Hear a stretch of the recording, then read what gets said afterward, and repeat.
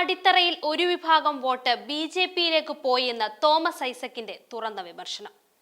ശബരിമല വിഷയം പോലുള്ള അനുകൂല ഘടകം ഇല്ലാതിരുന്നിട്ടും ബി.ജെ.പി വോട്ട് വർദ്ധിപ്പിച്ചു. തിരഞ്ഞെടുപ്പ് തോൽവിയിൽ CPM പരിശോധനകൾ തുടരുന്നതിനിടെയാണ് തോമസ് ഐസക്കിന്റെ പ്രതികരണം. LDF അടിത്തറയിലെ ഒരു വിഭാഗം വോട്ട് ബി.ജെ.പിയിലേക്ക് പോയെന്നും ഇത് ഗൗരവത്തോടെ പരിശോധിക്കണമെന്നും ആവശ്യപ്പെട്ടുള്ള തോമസ് ഐസക്കിന്റെ ഫേസ്ബുക്ക് പോസ്റ്റ് ചർച്ചയാകുന്നു. തോമസ് ഐസക്കിന്റെ പോസ്റ്റിലെ തുടക്കം ഇങ്ങനെയാണ്: പാർലമെന്റിൽ NDAയുടെ സീറ്റ് 353-ൽ നിന്ന് 292 കുറയുകയും BJPക്ക് കേവല ഭൂരിപക്ഷം നഷ്ടപ്പെടുകയും ചെയ്ത സന്ദർഭത്തിൽ പോലും പ്രധാനമന്ത്രി നരേന്ദ്രമോദി പാർലമെന്റിൽ വീമ്പു പറഞ്ഞൊരു കാര്യം കേരളത്തിൽ അക്കൗണ്ട് തുറന്നു എന്നുള്ളതാണ്.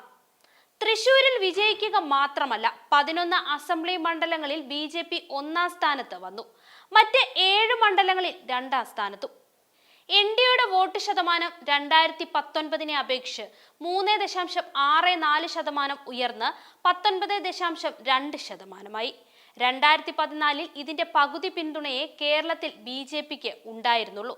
ഇത്തവണ പാർലമെന്റ് തിരഞ്ഞെടുപ്പിൽ ശബരിമല പോലൊരു പ്രശ്നം ഇല്ലാതിരുന്നിട്ടുകൂടി LDFന്റെ അടിത്തറയിൽ നിന്ന് ഒരു വിഭാഗം വോട്ട് BJPയിലേക്ക് പോയി എന്നത് ഗൗരവമായ പരിശോധനയ്ക്ക് വിധേയമാക്കേണ്ടതുണ്ട്. ഇങ്ങനെയാണ് പോസ്റ്റിന്റെ തുടക്കം. കണക്കുകളടക്കം പറഞ്ഞു ബോധ്യപ്പെടുത്തിയ ഈ പോസ്റ്റ് ഗൗരവത്തോടെ കാണേണ്ടതുണ്ട്. തിരഞ്ഞെടുപ്പിന് മുൻപ് അമ്പലങ്ങളും ആരാധനാലയങ്ങളുമായി ബന്ധപ്പെട്ട സമിതികളിൽ നിന്ന് പാർട്ടി അംഗങ്ങൾ പിൻവാങ്ങിയിരുന്നു. ഇത് RSSന് തിരഞ്ഞെടുപ്പിൽ ഏറെ ഗുണം ചെയ്തു. സംസ്ഥാനം സഹായം നൽകുന്ന കേന്ദ്രവിഷ്കൃത പദ്ധതികൾ അവരുടേതാക്കി അവർ ഇതിലൂടെ ചിത്രീകരിച്ചു. ജാതി സാമുദായിക സംഘടനകളെ സ്വാധീനിക്കാനുള്ള ശ്രമത്തിൽ RSSും BJPയും ഒരു പരിധിവരെ വിജയിച്ചു എന്ന് തന്നെ പറയാം. NSS നേതൃത്വം RSSനെ അകറ്റിയെങ്കിലും കരയോഗങ്ങളിൽ വലിയ പങ്ക് RSSന്റെ നിയന്ത്രണത്തിൽ തന്നെയാണ് ഇപ്പോഴും. BDJSും ശാഖായോഗങ്ങളും തമ്മിലുള്ള ബന്ധം ശക്തിപ്പെടുന്നു.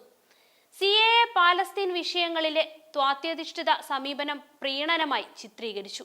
അതുകൊണ്ട് തന്നെ ഏതൊക്കെ സാമൂഹ്യ വിഭാഗങ്ങളാണ് BJPയിലേക്ക് മാറിയതെന്ന് പഠിക്കേണ്ടത് ഇടതുപക്ഷത്തിന് അത്യാവശ്യമാണ് ഇപ്പോൾ.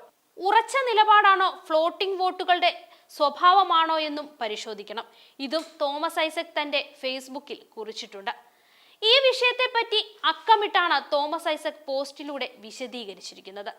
രാജ്യത്താകമാനമുള്ള വർഗീയ അന്തരീക്ഷം അനിവാര്യമായും കേരളത്തെയും സ്വാധീനിക്കും. കേരളത്തിന്റെ നവോത്ഥാന പാരമ്പര്യവും ഇടതുപക്ഷ ജനാധിപത്യ ശക്തികളുടെ പ്രതിരോധവുമാണ് ഹിന്ദുത്വ വർഗീയതയെ കേരളത്തിൽ നിന്ന് അകറ്റി നിർത്തിയത്. കേരളം പോലുള്ള പ്രദേശങ്ങളിലേക്ക് ഹിന്ദുത്വ വർഗീയത കടത്തുന്നതിന് BJP നടത്തുന്ന ആസൂത്രണവും ചിട്ടയുമാണ് പ്രവർത്തനങ്ങൾ ദക്ഷിണേന്ത്യയിലും ഫലം കണ്ടിട്ടുണ്ട്. എല്ലാ ദക്ഷിണേന്ത്യൻ സംസ്ഥാനങ്ങളിലും BJPയുടെ വോട്ട് ശതമാനം ഉയർന്നിട്ടുണ്ട്. കേരളത്തിൽ വളരെ ഫലപ്രദമായി അമ്പലങ്ങളെയും അതുമായി ബന്ധപ്പെട്ട ഭക്തി പ്രസ്ഥാനങ്ങളെയും BJP ഉപയോഗപ്പെടുത്തി. അമ്പലങ്ങളും ആരാധനാലയങ്ങളുമായി ബന്ധപ്പെട്ട സമിതികളിൽ നിന്നും മറ്റു പാർട്ടി നേതാക്കളും അംഗങ്ങളും പിന്മാറിയത് ഇവ വരുതിയിലാക്കാൻ RSSന് സഹായകമായി. ഇന്നും ഈ സ്വാധീനം ഗണ്യമായ തോതിൽ തുടരുന്നു. അമ്പലങ്ങളും ഭക്തസംഘടനകളും വീടുകളുമായി ബന്ധപ്പെട്ട സോഷ്യൽ മീഡിയ കൂട്ടായ്മകളെ ഫലപ്രദമായി ഉപയോഗപ്പെടുത്തി. കേന്ദ്ര സർക്കാരിന്റെ സ്കീമുകളെ BJP തിരഞ്ഞെടുപ്പ് സമയത്ത് ഫലപ്രദമായി ഉപയോഗപ്പെടുത്തുക തന്നെ ചെയ്തു. മുദ്രാ വായ്പകൾ, കർഷക സമാജ്, മൈക്രോ ഫിനാൻസ്, ജൻ ഔഷധി, തെരുവ് കച്ചവടക്കാർക്കും ആർട്ടിസന്മാർക്കുമുള്ള സ്കീമുകൾ തുടങ്ങിയവ ഉദാഹരണങ്ങളാണ്. സംസ്ഥാന സർക്കാർ 25 മുതൽ 40% തുക മുതൽ മുടക്കുള്ള കേന്ദ്രാവിഷ്കൃത സ്കീമുകൾ പോലും കേന്ദ്രത്തിൻ്റെതായി ബ്രാൻഡ് ചെയ്യാനുള്ള ശ്രമവും പരാമർശിക്കപ്പെടേണ്ടതുണ്ട്. BJP സന്നദ്ധ സംഘടനകൾ വഴിയുള്ള ദീനാനുകമ്പ പ്രവർത്തനങ്ങളും സാമൂഹ്യ സേവനവും സ്വാധീനം വർദ്ധിപ്പിക്കുന്നതിൽ പങ്കുവഹിച്ചിട്ടുണ്ട്. ഇന്ന് BJPയുമായി ബന്ധമില്ലാത്ത സന്നദ്ധ സംഘടനകൾക്കൊന്നിലും വിദേശ പണം ലഭിക്കാത്ത സാഹചര്യമാണ്. അഴിമതിയിലൂടെയും ഇലക്ട്രൽ ബോണ്ടുകളിലൂടെയും സമാഹരിച്ചിട്ടുള്ള ഭീമമായ ഫണ്ട് തങ്ങളുടെ സ്വാധീനം വർദ്ധിപ്പിക്കുന്നതിനു വേണ്ടി BJP ഉപയോഗപ്പെടുത്തി. ഇതും പോസ്റ്റിൽ പറയുന്നുണ്ട്. ഒപ്പം ജാതി സമുദായ സംഘടനകളെ സ്വാധീനിക്കുന്നതിനും വരുതിയിൽ കൊണ്ടുവരുന്നതിനുമുള്ള ആസൂത്രിതമായ ശ്രമങ്ങളിൽ ഒരു പരിധിവരെ അവർ വിജയിക്കുകയും ചെയ്തു. ഈഴവ സമുദായത്തിൽ BDJSും ശാഖായോഗങ്ങളും തമ്മിലുള്ള ബന്ധം ശക്തിപ്പെടുത്തുന്നതിന് വലിയ പരിശ്രമമാണ് നടക്കുന്നത്. ശിവഗിരിയെയും യോഗത്തെയും തങ്ങളുടെ വരുതിയിലാക്കുക എന്നത് BJPയുടെ ലക്ഷ്യമാണ്. ദളിത് സംഘടനകളെ സ്വാധീനിക്കുന്നതിനുള്ള ശ്രമങ്ങൾ ഒരു പരിധിവരെ വിജയം കണ്ടിട്ടുമുണ്ട്. ജാതീയമായി സംഘടിപ്പിക്കുക, വർഗീയമായി യോജിപ്പിക്കുക എന്നതാണല്ലോ RSSകാരുടെ പൊതുവെയുള്ള ഒരു രീതി.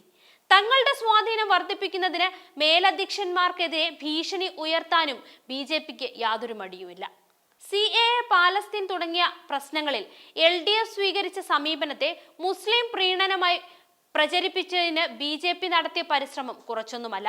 അത് ഏശുകയും ചെയ്തിട്ടുണ്ട് ഏറെക്കുറെ. ഇവയെല്ലാം ആസ്പദമാക്കിയുള്ള പ്രതിരോധവും കടന്നാക്രമണവും ഇടതുപക്ഷം സംഘടിപ്പിക്കേണ്ടതുണ്ട്. ഏതൊക്കെ സാമൂഹ്യ വിഭാഗങ്ങളാണ് BJPയിലേക്ക് മാറിയിട്ടുള്ളത് എന്ന് വ്യക്തമായി മനസ്സിലാക്കേണ്ടതുണ്ട്.